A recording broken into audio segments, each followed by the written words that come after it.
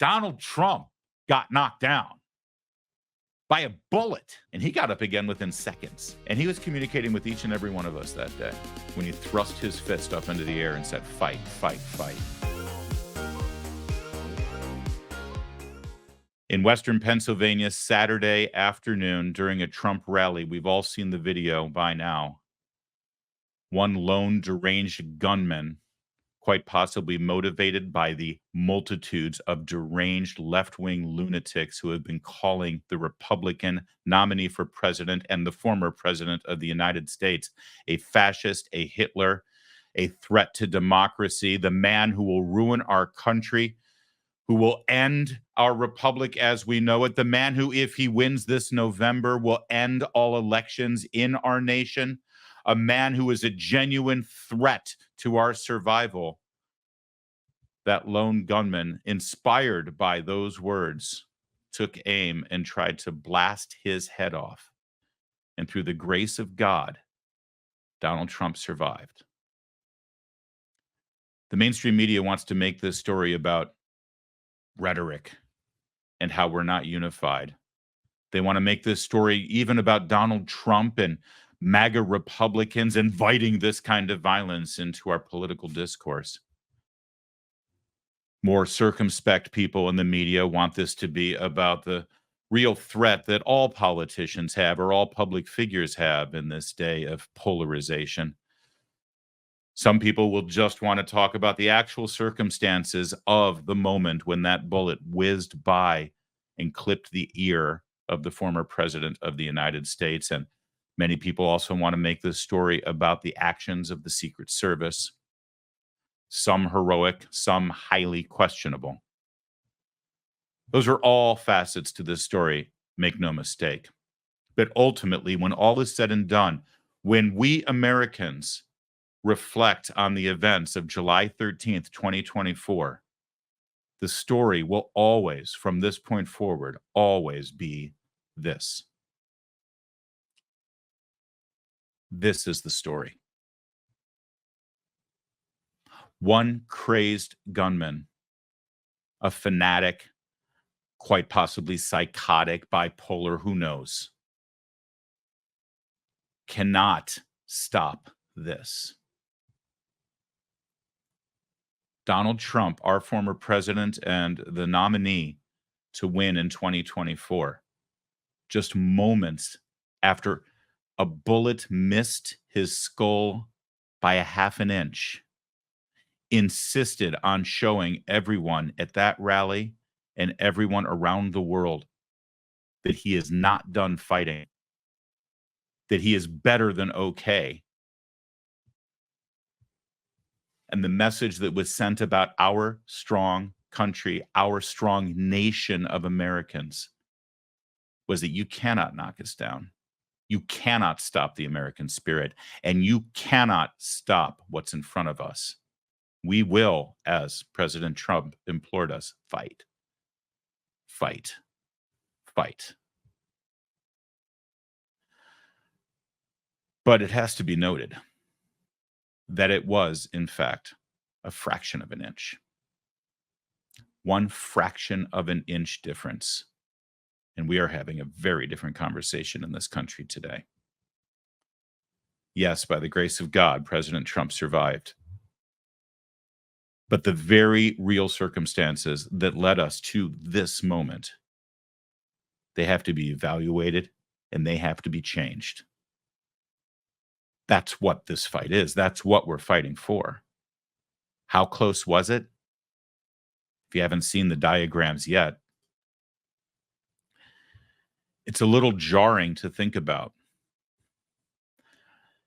It's a little grisly to imagine that that's the top of President Donald Trump's head and that's his brain. But when Donald Trump's face is in that position, looking forward as he usually does during his speeches and rallies, that if he doesn't tilt his head in that inexplicable moment, we're looking at the Zapruder film. We're looking at devastation for him, for his family, for the Republican Party, and for our nation.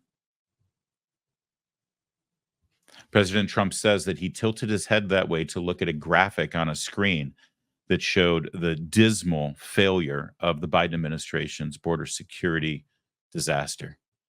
He had stats and data provided by the Border Patrol Union. That would be the Border Patrol Union that Joe Biden falsely claimed had endorsed him at the debate. They jumped out and corrected the record immediately. I don't think Joe Biden has corrected the record. Funny how the takeaway for the mainstream media, the left, Joe Biden, and the Democrats from that debate is that Donald Trump lied. Joe Biden claimed the Border Patrol endorsed him in that debate. Where are the fact checkers? Well, that same Border Patrol that have, in fact, endorsed Donald Trump and provided the data that was on the screen that made Donald Trump tilt his head just like that, so that that bullet would clip his ear instead of penetrate and shatter his skull. That Border Patrol saved Donald Trump's life. That's what he said in an interview on Sunday. And it's hard to dispute it. Another angle of that little head tilt, that slight movement, and you can see the devastation. You want to watch the video? It's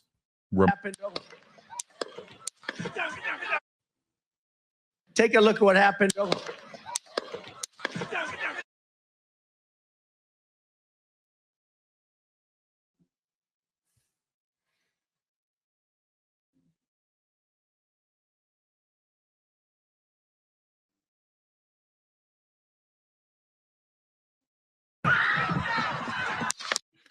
absolutely incredible. I want you to watch this again. I'll turn the sound off so you can see it. But as he tilts his head like that, you think about it. When his head was in the forward position, that's when the would-be assassin pulled his trigger. That's how quickly that tilt was. Watch. Right there. When the trigger was pulled, his head was in the position that would have, in fact, ended his life. Incredible work. And incredible work, by the way, for so many people in social media, in citizen journalism, who have been able to use their expertise, slow down these videos, take a look at what we all saw. Citizen journalists have saved the day on reporting this story and providing information that the mainstream media is just incapable of doing or uninterested in doing. We'll get to that a little later in the program. That said, the photographers in the front row of this rally absolutely captured images that will forever go down in history, including this remarkable shot. As you can see, the bullet whizzing past the president's head. You can actually see how the air is disrupted. And you can see the grimace on the president's face as that is the bullet that passed through his ear right when he tilted his head. How incredible is that photograph? This one's from the New York Times, Washington Post photographers. You know, the photographers don't get enough credit for the work that they do in journalism. And they're, for the most part, not like their counterparts who write columns. What an amazing moment. And what a day for all of us to sit and reflect on the miracle. And it truly is a miracle. President Trump has reflected, that's for sure. We're going to discuss a little later what he said and how this could, in fact, affect his decision-making process for his running mate, because this certainly makes that decision that much more serious. It's not just a political calculation, is it? But also how he's going to address the Republican convention this week. He told Selena Zito, the journalist from the Washington Examiner, who was in fact in the front row of this rally and was protected her own daughter at the time. He told her in an exclusive interview that he has torn up his speech that he planned to give this Thursday, and he's going to be writing a new one. Yeah, it's moments like this that definitely give you pause. If you're President Trump, it gives you pause. If it's Melania Trump, it gives you pause, but it should give all of us pause. We should all reflect on who we are and how we got here. and how devastating this moment could have been in terms of changing our lives. And since it didn't happen, since we did have, I believe, the hand of God alter history at that moment, because we have this chance now, what are we going to do with it? You remember after the debate, Joe Biden had a rally, after they shot him up full of whatever it is he needed to be shot up with and gave him a teleprompter to work with. He wanted to show that he was coming back. And in that rally, this went viral. He had, a good 8-second moment where he said, yeah, maybe I got knocked down, but like America, I get back up again. Remember that moment? You saw it, right? The problem here is that it's a lie. He didn't get knocked down at the debate. Joe Biden just tripped and fell flat on his face. No one knocked him down. Donald Trump got knocked down by a bullet. And he got up again within seconds. And he was communicating with each and every one of us that day when he thrust his fist up into the air and said, fight, fight, fight. It reminded me of at a football game when a football player has like a devastating injury where both sides of the football game, both teams come out and you can see on their faces that they're terrified for the player's life, right? Because something horrific happened. Maybe they heard a crack of a bone, or maybe the person was unconscious. Devin Hamlin, you'll remember from last year, was actually dead and they resuscitated him on the field. They bring out the cart or sometimes even an ambulance and they strap the player in and they start to wheel them off. And generally speaking, often, usually, that player, as he's been braced up and strapped down, and he always does something. I remember I was at the Washington Redskins football game when Alex Smith, I'm sure you've seen the devastating injury that he had on his leg when they were carting him off the field.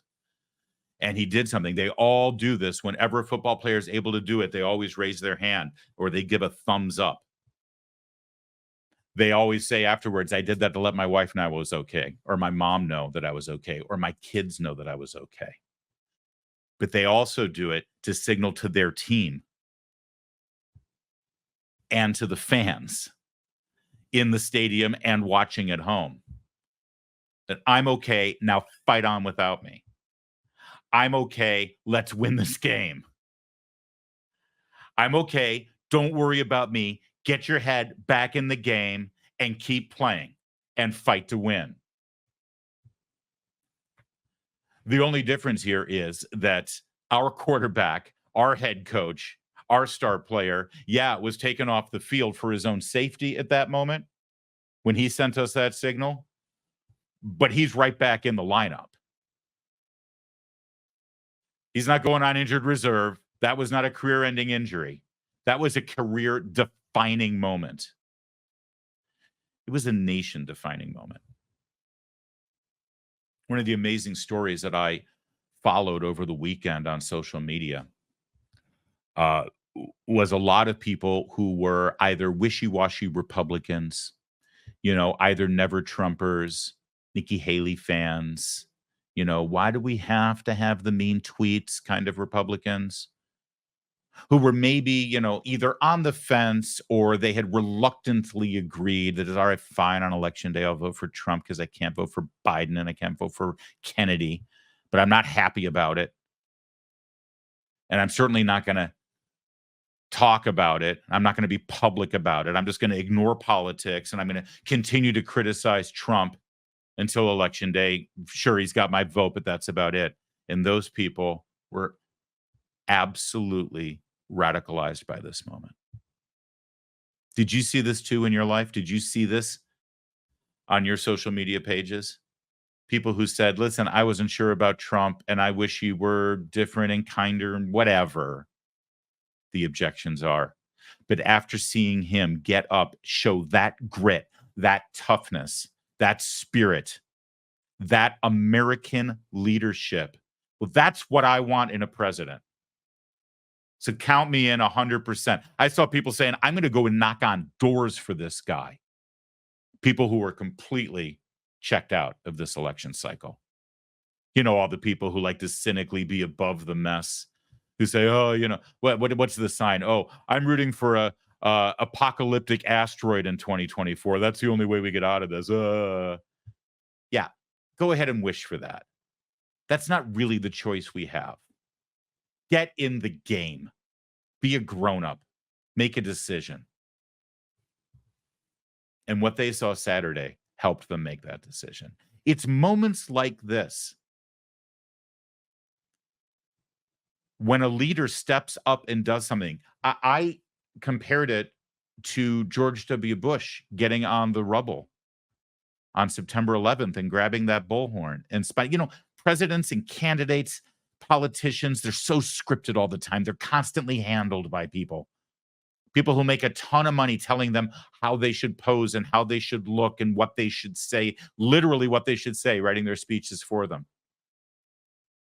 And the failures, the awful ones, the terrible ones, when a spontaneous moment happens, when they have to show leadership and there's no one there to handle them and no one there to polish them and no one there to give them the words that they're supposed to say, they fall on their face or they fall off their bicycle.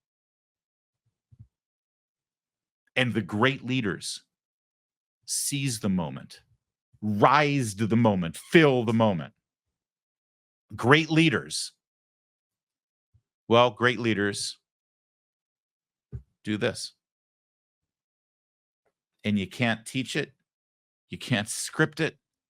You can't handle it. You can't manage it.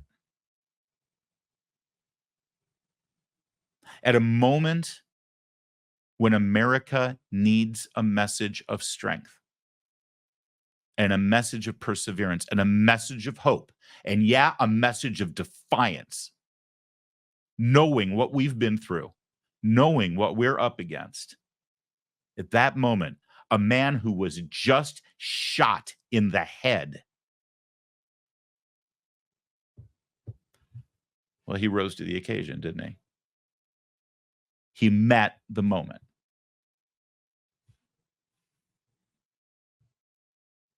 And after 3.5 years of a president who never fails to miss the moment, to say exactly the wrong thing,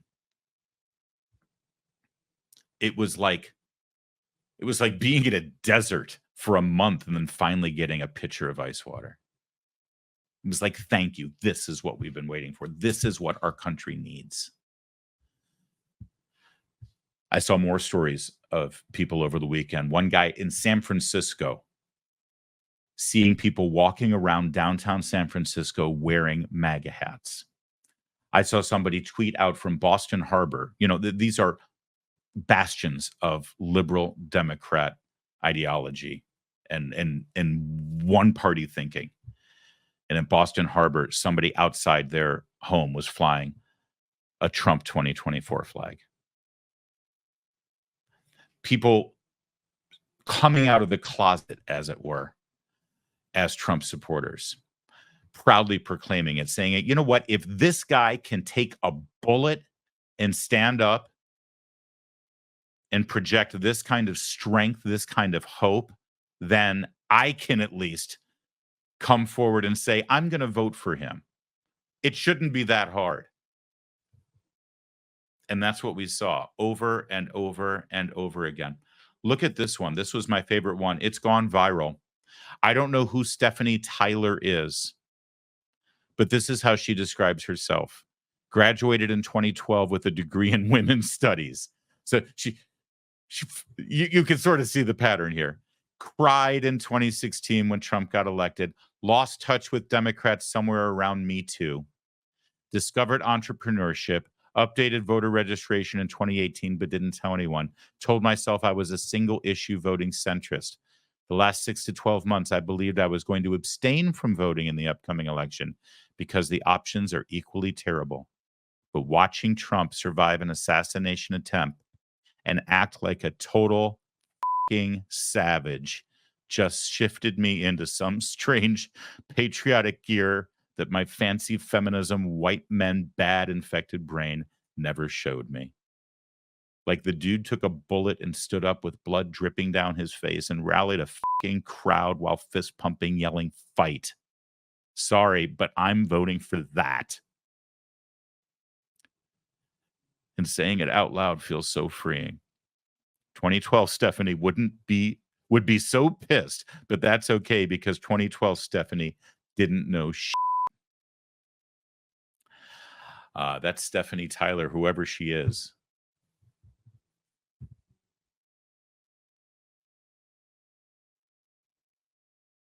That's where we are right now in this country. Something changed.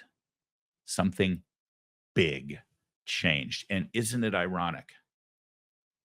Isn't it ironic that this evil madman,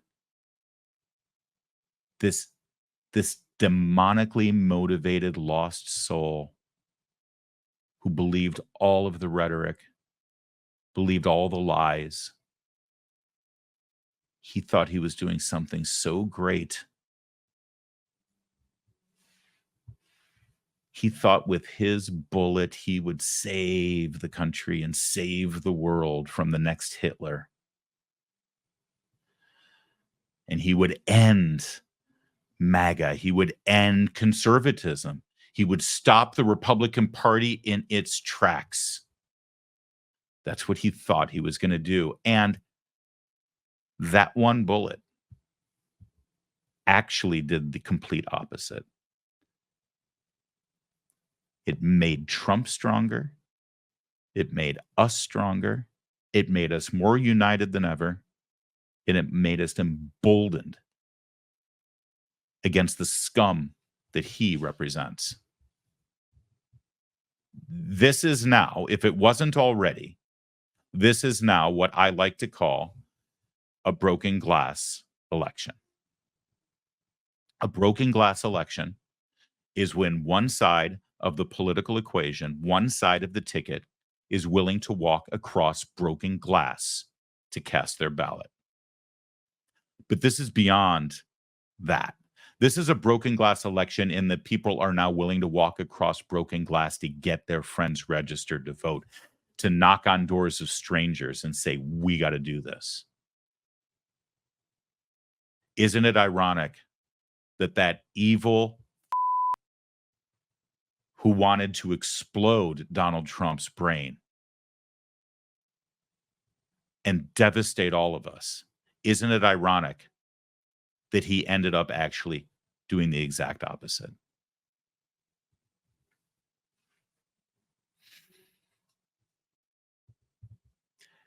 Out of what was a horrific moment in all of our lives where we all held our breath, we all began to feel every piece of dread and horrible emotion that we could think of when we saw Donald Trump reach up and grab his head and drop to the ground. In those seconds where we were waiting for the next step, we were waiting to see what had happened. We were waiting to see the worst. And instead, we saw the best.